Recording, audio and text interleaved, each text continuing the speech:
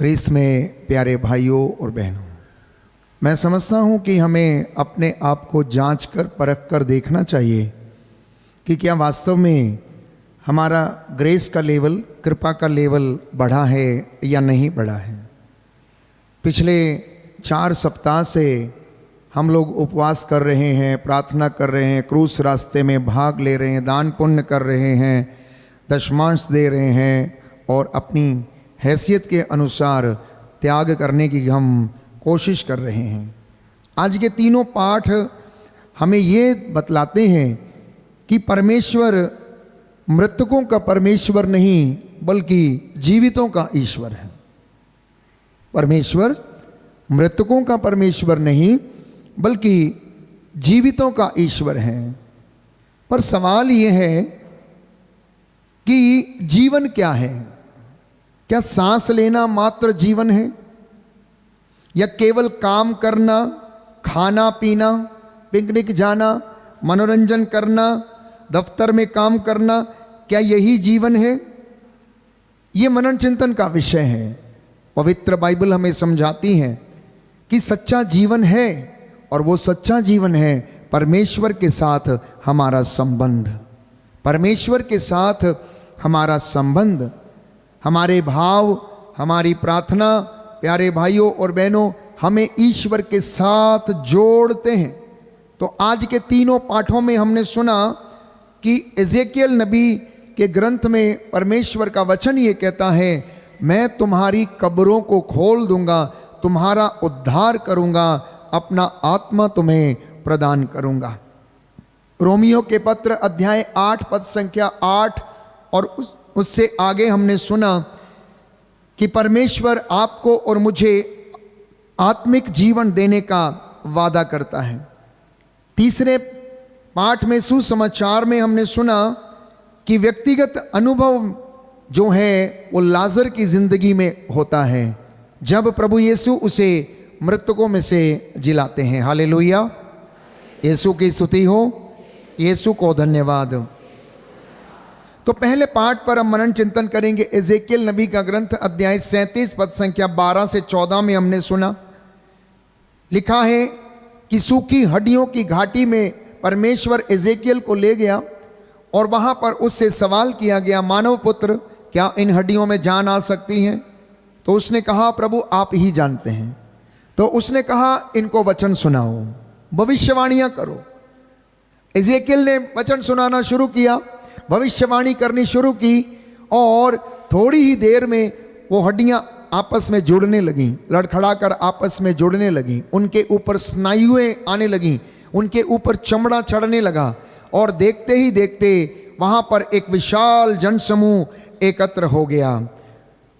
तो बाइबल कहती है, इस कारण भविष्यवाणी कर और उनसे कह कि यहोवा प्रभु ये कहता है, हे मेरी प्रजा, मैं तुम्हारी कब्रों को खोलूंगा और मैं अपनी आत्मा तुम में डालूंगा और तुम जीवित हो जाओगे और तुम में जीवन आ जाएगा। बोलिए आमीन, हालेलुया, हालेलुया, हालेलुया। अब वो हो सकता है हम जीवित तो हैं पर हमारी बहुत सी चीजें सूखी हुई हैं। हो सकता है विचार सूखा है, हो सकता है आध्यात्मिक जीवन सूखा है, हो सकता है विश्वास में नीरसता है, हो सकता है संबंधों में नीरसता है, हो सकता है हमारे परिवार में बीमारी है, तंगी है। ये सूखापन हमारी जिंदगी में देखने को मिल सकता है। तो इसका ऐतिहासिक संदर्भ क्या है इस पाठ का?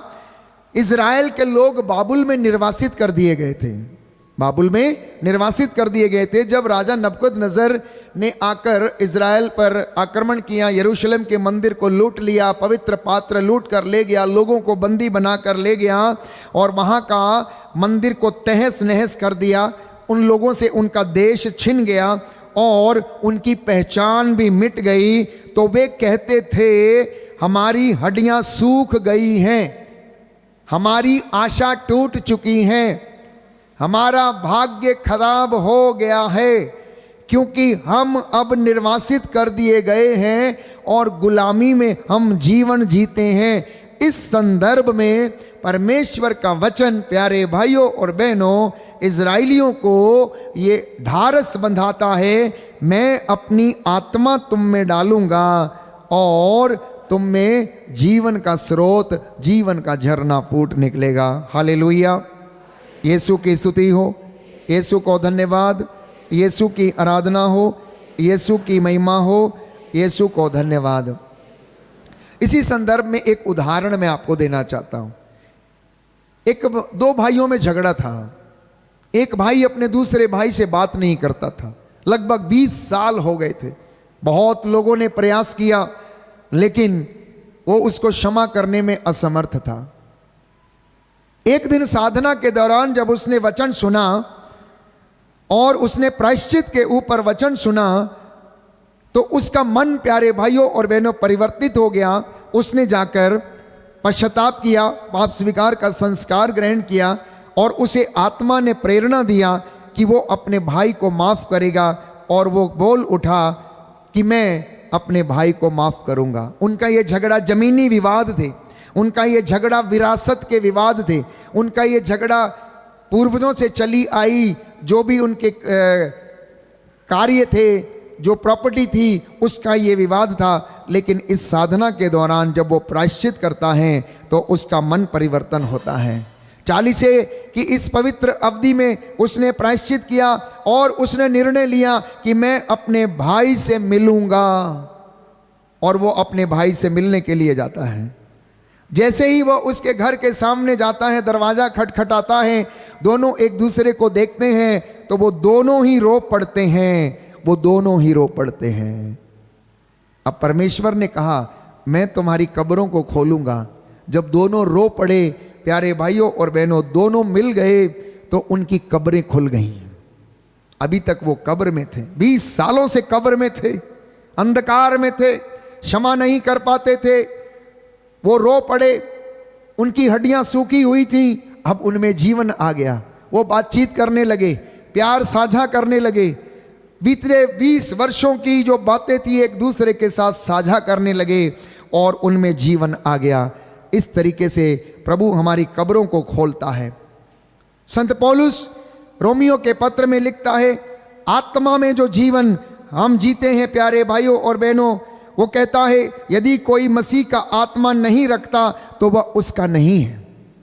यदि किसी के अंदर मसीह का आत्मा नहीं तो वो ईश्वर का नहीं, और यदि वही आत्मा तुम में वास करता है तो वह तुम्हारे नश्वर शरीरों को जीवित कर देगा। बोलिए आमीन, हालेलुया। यीशु की स्तुति हो, यीशु को धन्यवाद, यीशु की आराधना हो, यीशु की महिमा हो, यीशु को धन्यवाद। तो क्या केवल सांस लेना जीवन है? मैं समझता हूं नहीं, केवल सांस लेना जीवन नहीं है। ईश्वर के साथ संबंध बनाए रखना, आध्यात्मिकता में बढ़ते जाना, अपने पारिवारिक रिश्तों को मजबूत करना, अपने भाई बहन के रिश्तों को, माता पिता के साथ रिश्तों को मजबूत करना, अन्यथा हमारी आत्मिक मृत्यु हो जाती है। आत्मिक मृत्यु क्या है? जो इंसान पाप में रहता है, बुराई में रहता है, परमेश्वर से दूर रहता है, अहंकार में रहता है, घमंड में रहता है, ईर्ष्या में रहता है, द्वेष में रहता है, प्यारे भाइयों और बहनों, वो आत्मिक मृत्यु को प्राप्त हो चुका है। Hallelujah, hallelujah.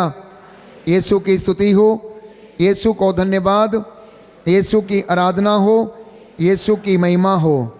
तो अगर आत्मिक मृत्यु अहंकार, ईर्ष्या, द्वेष, घमंड है तो आत्मिक जीवन क्या है? आत्मिक जीवन है आत्मा के द्वारा संचालित होकर काम करना। जब कोई व्यक्ति आत्मा से संचालित होता, उसमें धैर्य, उसमें प्रेम, उसमें सहनशीलता, उसमें माफ करना, उसमें संयम और उसमें बुराई से दूर रहने की कृपा उसे मिलती है और वो क्षमा कर पाता है और वो आत्मा में जीवन जीता है। प्यारे भाइयों और बहनों, तीसरे पाठ में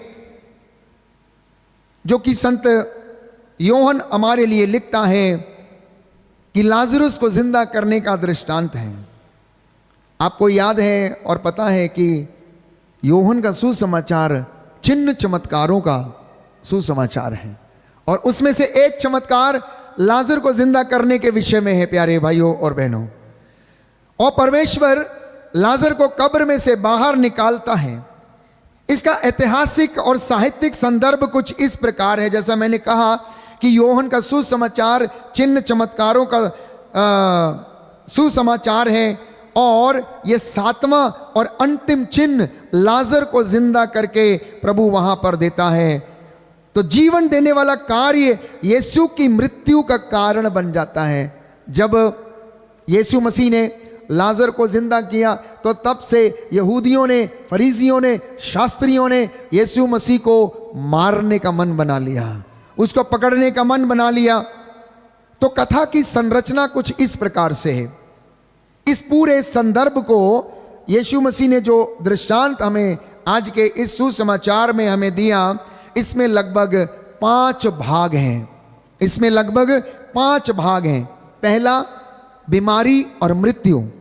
दूसरा, मार्था के साथ बातचीत। तीसरा, मरियम के साथ भावनात्मक दृश्य। और चौथा, कब्र पर चमत्कार। और 5वां, लोगों की प्रतिक्रिया। योहन के सुसमाचार में जो हमने आज का वृत्तांत सुना है उसमें 5 भाग हैं। पहले भाग में बीमारी और मृत्यु का जिक्र है। दूसरे भाग में मार्था का संवाद प्रभु यीशु के साथ है। तीसरे भाग में मरियम के साथ भावनात्मक दृश्य। और चौथा, कब्र पर चमत्कार। और 5वां, लोगों की प्रतिक्रिया। तो पहले भाग में प्यारे भाइयों और बहनों हम देखते हैं कि बीमारी और बीमारी के समय यीशु मसीह का उस घर में देरी से पहुंचना। लाजर बीमार पड़ा, उसकी बहनों ने ईसा मसीह को क्या भेजा था? संदेशा भेजा था कि बीमार है, आकर देख जाना। लेकिन जब तक प्रभु वहां पहुंचा तब तक लाजर मर चुका था। तो बाइबल हमें बताती है कि हे प्रभु देख, तू जिससे कि प्रेम रखता है वो बीमार है, वो बीमार है। यीशु मसीह को संदेशा भिजवाया जाता है। अब सुनना ध्यान से, लाजरुस यीशु मसीह का प्रिय शिष्य था। यीशु मसीह उससे प्यार करते थे, इसके बावजूद लाजर बीमार था। आप में से कुछ एक लोग कहेंगे कि प्रभु हमसे प्यार करता है तो हम बीमार क्यों पड़ते हैं? हम बीमार क्यों पड़ते हैं? ये प्रभु का दास है, भक्त है, तो ये बीमार क्यों पड़ता है? लाजर को प्रभु प्रेम करता था, लेकिन लाजरस बीमार पड़ा हुआ है। इसका अर्थ यह है कि परमेश्वर का प्रेम दुख को नहीं मिटाता, बल्कि उसमें अर्थ भर देता है। परमेश्वर का प्रेम दुख को मिटाता नहीं, परंतु उसमें क्या भर देता है? अर्थ भर देता है, अपनी महिमा भर देता है। यीशु का देरी से आना, वो 2 दिन उसी स्थान में ठहरे प्यारे भाइयों और बहनों, और यीशु वहां पर देरी से पहुंचते हैं। देर क्यों हुई? यह बीमारी मृत्यु के लिए नहीं बल्कि परमेश्वर की महिमा के लिए थी। इसलिए आप लोग जाओ, बार बार डिस्टर्ब नहीं करोगे।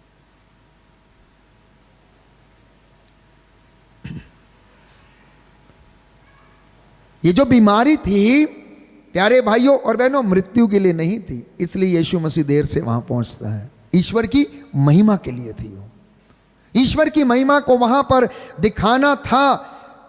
तो परमेश्वर कभी जल्दी या देर नहीं करता, वो सभी कार्य सही समय पर करता है।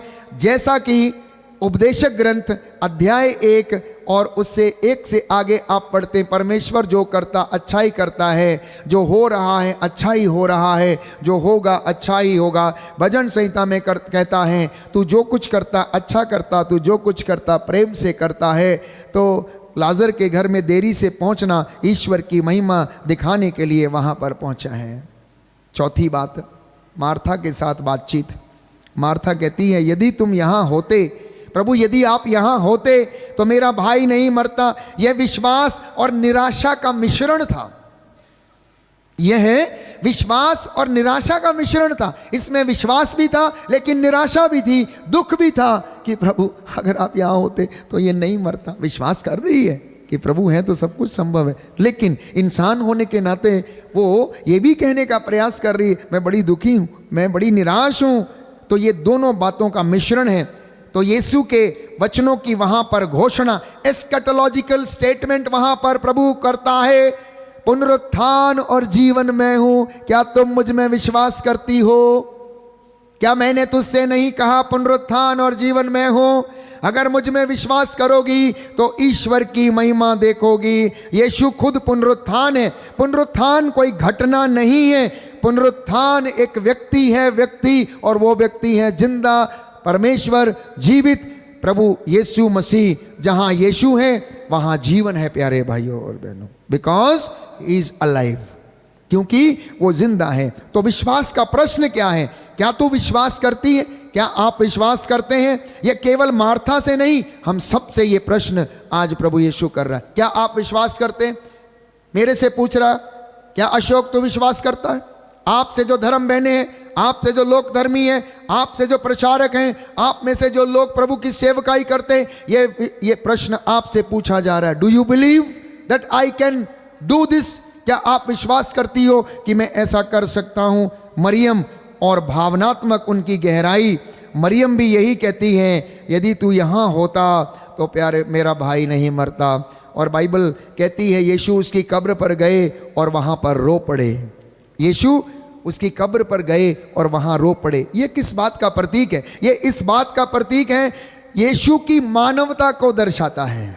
यीशु मसीह का रोना यीशु के मानवीय स्वभाव को दर्शाता है। वह केवल परमेश्वर नहीं, परंतु वह सच्चा मनुष्य भी है। वो हमारे दुखों से दूर नहीं होता, हमारे दुखों को देखता है, वह उसमें शामिल होता है। इसलिए वो परिवार में पैदा हुआ, इसलिए वो परिवार में पैदा हुआ। दुख जो उनकी जिंदगी में है, यीशु रोता है क्योंकि लाजर मर गया है और लाजर उसका प्रिय मित्र था।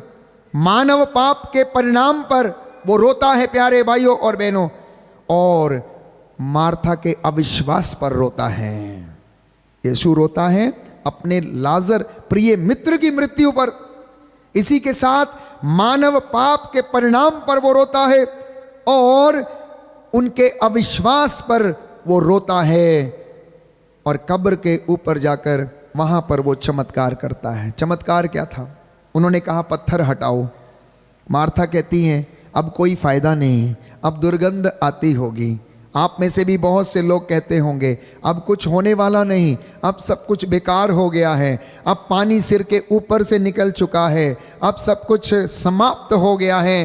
प्यारे भाइयों और बहनों, जहां से मनुष्य सोचना बंद करता है वहां से परमेश्वर चमत्कार करना शुरू करता है। बोलिए आमीन, हालेलुया, हालेलुया, हालेलुया।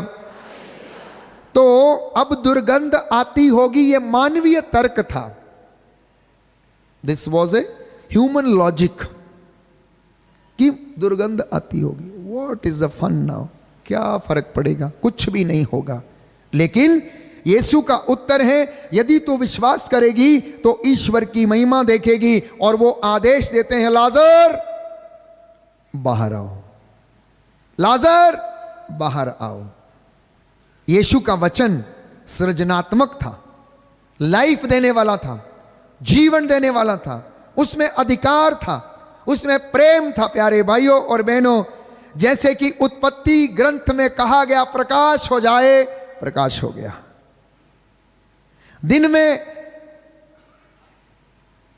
प्रकाश देने के लिए आकाश में एक बड़ा नक्षत्र हो जाए और रात को इस दिन से अलग करने के लिए वहां पर प्रकाश देने के लिए एक दूसरा नक्षत्र आ गया। जैसा परमेश्वर ने कहा वैसा ही हो गया। वही आदेश, वही अधिकार।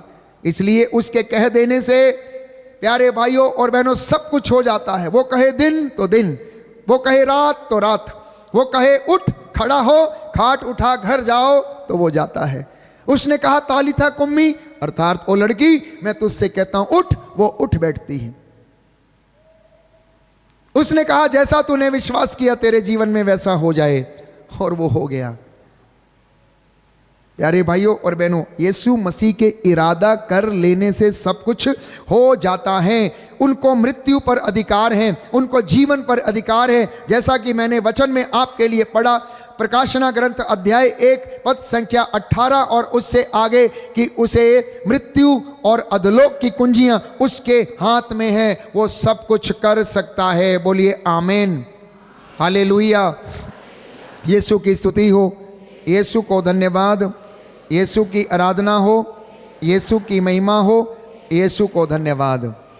लाजर बाहर आता है, खड़ा होता है और उसके शरीर पर पट्टियां बंधी हुई हैं और यीशु मसीह कहता है कि इसके बंधन खोल दो। लाजर जिंदा है, लाजर जिंदा है, लेकिन अच्छे से चल फिर नहीं पा रहा है। लाजर का इस अवस्था में रहना आपके और मेरी अवस्था को प्रतीकात्मक चिन्ह के रूप में यह बताना चाहता है। आप लोग हो सकता है जिंदे हैं, लेकिन आप बंधनों में हैं, इसलिए आजादी से चल फिर नहीं सकते हैं। लाजर जिंदा था, पट्टियों में बंधा हुआ था। He was not able to move freely, वो फ्रीली मूव नहीं कर पाता था, चल नहीं पा रहा था। इसलिए यीशु ने कहा इसकी पट्टियां खोलो। साधना के माध्यम से प्रभु अपने दासों, अपने याजकों से कहता है, परमेश्वर का वचन यशाया नबी के ग्रंथ में, मेरी प्रजा को मेरे अपराधों के विषय में बताओ, इनके बंधन तोड़ो, इनके जुए के बंधन तोड़ो। उसी तरीके से यीशु मसीह कहता लाजर के बंधन खोल दो। पट्टियां खोल दी गई और लाजर आजादी से चलने लगा। जब तक आप बंधन में रहेंगे तब तक आप आजादी से चल फिर नहीं पाएंगे, आजादी से देख नहीं पाएंगे, आंख से आंख मिलाकर बात नहीं कर पाएंगे। अगर झूठ है, फरेब का बंधन है, अहंकार का बंधन है, लालच का बंधन है, तो आप आजादी से नहीं चल पाएंगे। बहुतों ने, बाइबल कहती, उसमें विश्वास किया। तो चमत्कार का उद्देश्य क्या था? चमत्कार का उद्देश्य था लोगों में विश्वास उत्पन्न करना और लोगों को ईश्वर की महिमा दिखाना। तो इसमें प्यारे भाइयों और बहनों, जो प्रभु हमें सिखाना चाहता है वो ये है कि यीशु मसीह जीवन का स्रोत है। वह मृत्यु पर अधिकार रखता है, जीवन पर अधिकार रखता है। तो भविष्य का पुनरुत्थान अभी वर्तमान में आ जाता है। भविष्य का पुनरुत्थान जो है वो वर्तमान में आ जाता है। प्रेम और पीड़ा, प्यारे भाइयों और बहनों, परमेश्वर प्रेम करता है फिर भी पीड़ा की अनुमति देता है। और कलीसिया की जो भूमिका है वो ये है कि वो आपके बंधनों को खोलती है। कैसे? संस्कारों के द्वारा, पवित्र यूकरिस्ट संस्कार के द्वारा, पवित्र पाप स्वीकार संस्कार के द्वारा वो आपके बंधनों को खोल देती है। ये संस्कार माध्यम बन जाते हैं पापों की क्षमा के लिए, आत्मिक स्वतंत्रता के लिए, पाप से दूर रहने के लिए, हर प्रकार के गलत संबंधों से दूर रहने के लिए ये आपको शिक्षा देती है। ये आज का प्यारे भाइयों और बहनों सुसमाचार का वो अर्थ है। तो लाजर को बाहर बुलाए जाने का जो प्रतीकात्मक चिन्ह है वो कुछ इस प्रकार से है। जैसे यीशु ने लाजर को कब्र में से बाहर बुलाया, वो आपको भी बाहर बुला रहा है, मुझे भी बाहर बुला रहा है। यीशु कह रहा है आपका नाम लेकर पाप से बाहर आओ, निराशा से बाहर आओ, अंधकार से बाहर आओ, अहंकार से बाहर आओ। ये आदेश है, ये व्यक्तिगत कॉलिंग, ये व्यक्तिगत कॉलिंग है, ये पर्सनल कॉल है कि आप जिस अंधकार में हो, जिस कब्र में हो, उस कब्र से वो कहता मैं तेरा उद्धार करूंगा, तुम बाहर आ जाओ, बंधनों से मुक्त हो जाओ। कैसे? कौन से बंधन है? जो यीशु ने कहा लाजर के बंधन खोलो, प्रभु का वचन प्यारे भाइयों और आपके बंधनों को भी खोलना चाहता। What are these bondages? हो सकता है ओल्ड हैबिट्स, पुरानी आदतें, नकारात्मक सोच, नेगेटिव विचारधारा, षड्यंत्रकारी विचारधारा, निंदा, ईर्ष्या, डर हो सकता है कि आपकी जिंदगी में ये है। तो प्रभु का वचन इन सारे बंधनों को खोलना चाहता है। तो चालीसे की इस पवित्र अवधि में ये समय है प्रार्थना के द्वारा, उपवास के द्वारा, पाप स्वीकार के माध्यम से अपने बंधनों को खुलने दीजिए। 3 सवाल हमारी जिंदगी में हम पूछ सकते हैं और वो ये हैं, क्या मैं आत्मिक रूप से जीवित हूं या नहीं? क्या मैं आत्मिक रूप से जीवित हूं या नहीं? क्या मैं पवित्र आत्मा को अपनी जिंदगी में जगह देता हूं या नहीं? क्या मैं यीशु की आवाज को सुनता हूं या नहीं?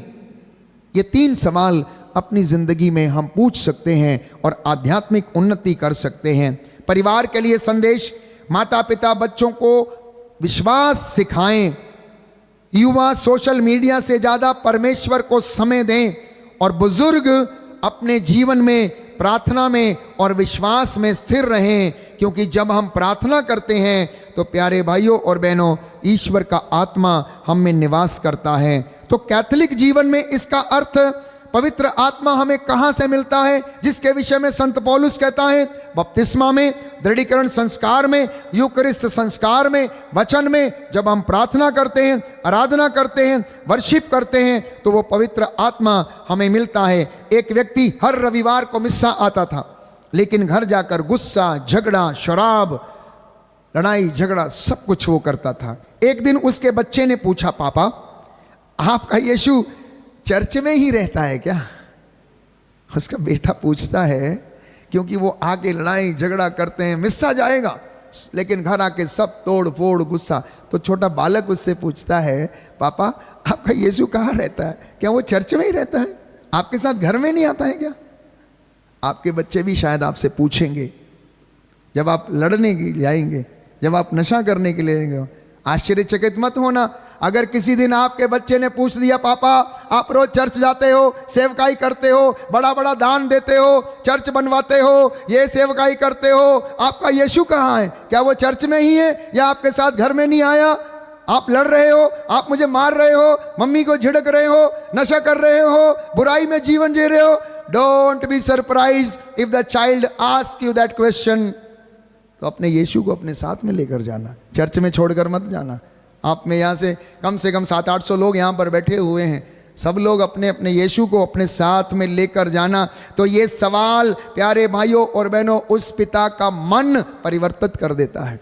वो अपने बच्चे को अपने दिल से लगा देता है, उसके मन में आंसू आ जाते हैं। ये पवित्र आत्मा की प्रेरणा उस बच्चे के द्वारा इस पिता के हृदय को झकझोर देती है कि छोटा बालक अपने पिता से ये सवाल करता है। तो आत्मिक सच्चाई केवल संस्कार लेना काफी नहीं है, यूकरिस्त लेना काफी नहीं, पाप स्वीकार में जाना काफी नहीं है, ये आत्मिक सच्चाई नहीं है। लेकिन आत्मिक सच्चाई ये है कि परिवर्तन करना जरूरी है। संतों की शिक्षा है, संत फ्रांसिस असीसी ने कहा, सुसमाचार का प्रचार करो और यदि आवश्यक हो तो शब्दों का उपयोग करो। सुनना ध्यान से, बहुत गहराई है इसमें। कहता है जाओ सुसमाचार का प्रचार करो, यदि आवश्यक हो तो तब शब्द बोलो, यदि आवश्यक नहीं है बिना शब्दों के प्रचार करो। कैसे? जीवन से, कामों से, सेवकाई से, अपने कामों से तुम लोग सुसमाचार का प्रचार करना।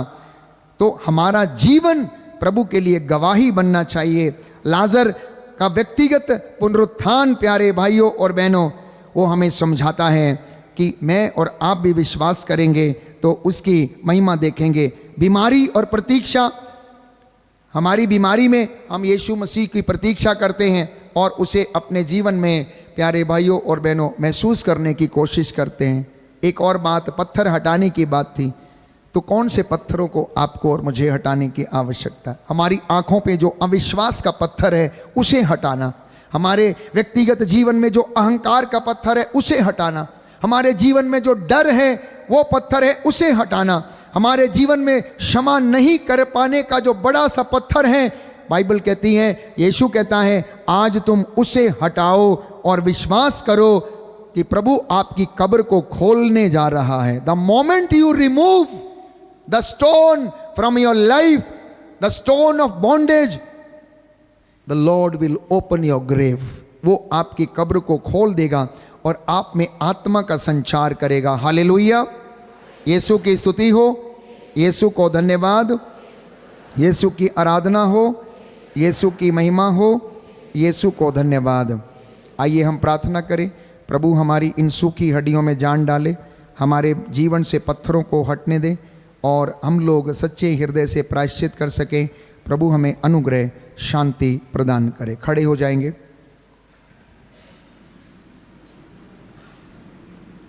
सभी हाथ जोड़े, हम अपने विश्वास को प्रकट करेंगे। सभी हाथ जोड़े, भक्ति भावना से, आत्मा और हृदय की सच्चाई से हम अपने विश्वास को प्रकट करेंगे। हम स्वर्ग और पृथ्वी के सृष्टिकर्ता सर्वशक्तिमान पिता ईश्वर में विश्वास करते हैं और उसके इकलौते पुत्र हमारे प्रभु यीशु क्रिस्त में हम विश्वास करते हैं, जो पवित्र आत्मा के द्वारा गर्भ में आए, कुमारी मरियम से जन्मे, उन्होंने पोंतुस पिलातुस के शासनकाल में दुख भोगा, वह क्रूस पर चढ़ाए गए, मर गए, दफनाए गए और अधोलोक में उतरे, वह तीसरे दिन मृतकों में से जी उठे, स्वर्ग गए, स्वर्ग जाकर पिता ईश्वर की दाहिनी ओर विराजमान है, वहाँ से जिंदों और मुर्दों का न्याय करने आएंगे। हम पवित्र आत्मा, पवित्र कैथोलिक कलीसिया, धर्मियों की सहभागिता, पापों की क्षमा, शरीर के पुनरुत्थान और अनंत जीवन में विश्वास करते हैं। आमीन। प्यारे भाइयों और बहनों, प्रभु ने हमें बुलाया है और हम इस पवित्र बलि भोज में भाग लेने के लिए आए हैं। हम कलीसिया के मुख्य चरवाहे संत पिता लियो के लिए प्रार्थना करते हैं, सभी धर्माध्यक्षों के लिए, सभी पुरोहितों, प्रचारकों के लिए प्रार्थना करते हैं। वे प्रभु की इच्छा के अनुरूप जीवन बिता सकें, पवित्रताई में रह सकें, विश्वास में दृढ़ रह सकें और कलीसिया का नेतृत्व कर सकें जैसा कि प्रभु चाहता है। इसके लिए हम प्रार्थना करें और कहें, हे पिता हमारी प्रार्थना सुन। हम सेंट विंसेंट पलोटी चर्च के समस्त लोगों के लिए प्रार्थना करते हैं, लोक धर्मियों के लिए, धर्म बहनों के लिए, धर्म संघियों के लिए, विशेष रूप से फादर एलिविस के लिए, फादर सुनीत के लिए हम प्रार्थना करते हैं प्रभु, जो यहाँ पर प्रभु की सेवकाई करते हैं, लोगों का मार्गदर्शन करते हैं, प्रेरिताई कार्य में अपनी भूमिका दे रहे हैं। हे प्रभु, तो इस कलीसिया को और इस पल्ली को अपने पवित्र दाहिने हाथ से मसाकर स्पर्श कर। हे प्रभु, इन्हें आप लोगों, हे प्रभु, आपने इन लोगों को 40 की इस पवित्र अवधि में संस्कारों के द्वारा, पवित्र वचन की घोषणा के द्वारा नया जीवन प्रदान किया है, सूखी हड्डियों में बल प्रदान किया है। ये इसमें बने रहें, इसके लिए हम प्रार्थना करते हैं। हे पिता हमारी प्रार्थना सुन। हम प्रार्थना करते हैं सभी बीमारों के लिए, जो दुखी हैं, कष्ट में हैं, रोगी हैं, चिंता में हैं, लकवे से पीड़ित हैं, नशे के द्वारा अपने शरीर के अंग खराब कर चुके हैं, आईसीयू में भर्ती हैं, जो अस्पतालों में हैं। प्रभु, इनके दुखों को हल्का करना। हे प्रभु, इन्हें आशीष और अनुग्रह देना, जिससे कि ये चंगाई पाकर तेरी महिमा कर सकें। इसके लिए हम प्रार्थना करते हैं। हे पिता हमारी प्रार्थना सुन। सभी पिताओं के लिए प्रार्थना करते हैं, जो अपने घर का संचालन करते हैं, जो जीविका अर्जित करते हैं, वे अपने बच्चों के लिए अच्छे नेक आदर्श उदाहरण बन सकें, अपनी पत्नी को प्यार कर सकें, आपस में इनका प्रेम गहरा होता जाए, बच्चे अच्छी शिक्षा प्राप्त करें। इसके लिए हम प्रार्थना करते हैं। हे पिता हमारी प्रार्थना सुन। देश के अधिकारियों के लिए, सभी शासकों प्रशासकों के लिए, धर्माधिकारियों के लिए हम प्रार्थना करते हैं, निस्वार्थ रूप से सेवा करने की इन्हें कृपा मिले। हे प्रभु, इन पर दया कर। इसके लिए हम प्रार्थना करें। हे पिता हमारी प्रार्थना सुन। अपने लिए भी प्रार्थना कीजिए। परमेश्वर आपके हाथ पैरों में बल दे, आपके दुखों को हल्का करे, आर्थिक तंगियों से आजाद करे, जो आपने मन्नतें रखी हैं वो पूरी हों। परमेश्वर आपकी अगुवाई करे, आत्मा में आप चलने वाले बन सकें, आत्मिक जीवन में उन्नति पाएं। इसके लिए हम प्रार्थना करें। हे पिता हमारी प्रार्थना सुन। जो दान, चंदा या चढ़ावा आप लेकर आए हैं, अपने हाथ में पकड़िए। मैं प्रार्थना करूंगा, प्रभु इसको आशीष दे। इस दान के द्वारा प्रभु आपके भंडारों को ब्लेस करे, आपके घर, चौखट बिछौने, आटा गूंदने की परात को ब्लेस करे, आशीष दे। उसका आशीर्वाद आपके माल डंगर, खेती बाड़ी, आपके दफ्तर, आपकी संस्थाओं पर ठहरे और आपके परिवारों को प्रभु आशीष दे। धन्यवाद यीशु, तेरी आराधना हो, स्तुति हो, जय जयकार हो। प्रभु, अपनी प्रजा का ये चढ़ावा कबूल कर, जो बड़ी दीनहीन पश्चातापी हृदय से तुझे समर्पित कर रही है। हे प्रभु, तूने विधवा के 2 अधेलों की प्रशंसा की। अब तेरी ये प्रजा अपना चढ़ावा लेकर तेरे चरणों में नतमस्तक है।